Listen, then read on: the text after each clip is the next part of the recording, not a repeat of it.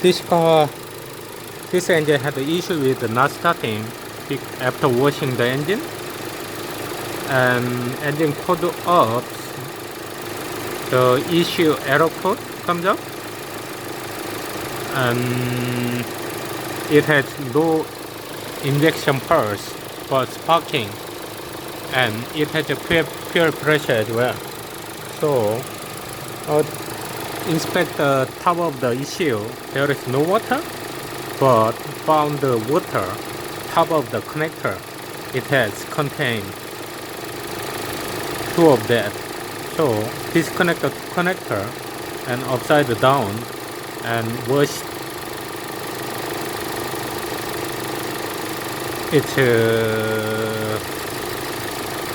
dry with air gun, and top of the connector and bottom of the connector contact points.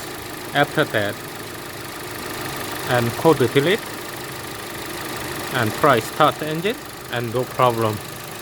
So it was the problem with the water sealing issue top of the connector.